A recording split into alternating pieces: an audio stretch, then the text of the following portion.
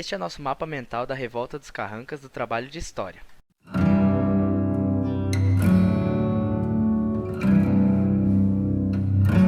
A Revolta de Carrancas foi um levante organizado por homens e mulheres, escravizados em 13 de maio de 1833, em Minas Gerais, mais precisamente nas terras de uma poderosa família da região, a família Junqueira.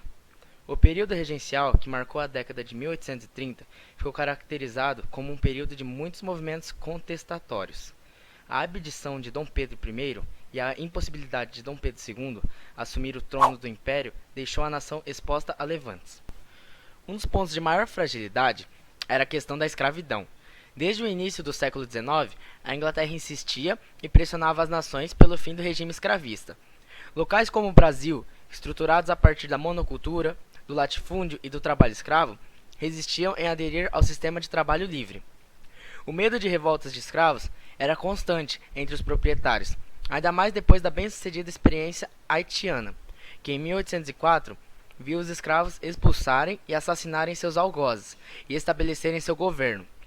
No Brasil, a mais famosa revolta de escravos aconteceu em Salvador, na Bahia, em janeiro de 1835.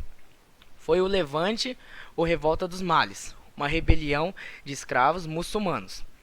Embora tenha sido logo repreendida e sufocada, a revolta baiana espalhou medo entre os senhores de engenho e proprietários de escravos. Assim como a Bahia, Minas Gerais também recebeu um número elevado de escravos, principalmente para o trabalho na terra e nas minas. A freguesia de Carrancas, localizada ao sul de Minas Gerais, era uma região com grande número de escravos, vindo de forma compulsória do continente africano. Inclusive, havia mais sujeitos escravizados do que trabalhadores livres na localidade. As fazendas de Campo Alegre e de Bela Cruz, onde a revolta de Carrancas aconteceu, foram porções de terras doadas pela coroa a João Francisco Junqueira. A família Junqueira possuía a maior parte dos escravos na região, que trabalhavam em suas terras. Cabe destacar que até 1850, quando a lei de terras transformou a terra em capital, media-se a riqueza pela quantidade de escravos que alguém possuía. E a família Junqueira tinha muitos à época.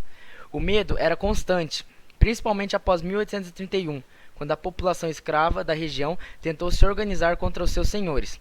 Mas a revolta escrava só veio a ocorrer 2 anos depois, em 1833.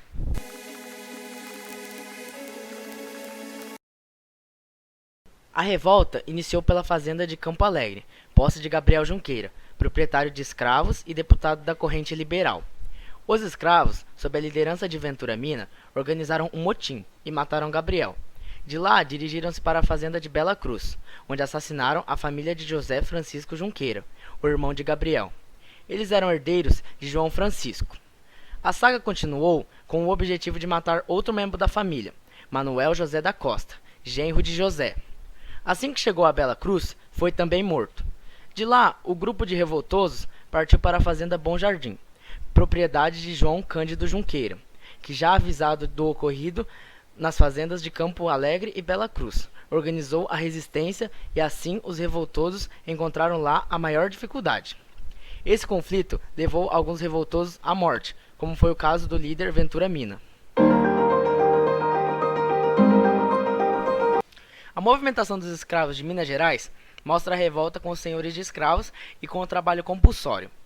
Homens e mulheres que foram escravizados lutaram pelo fim da exploração da sua força de trabalho e de suas vidas.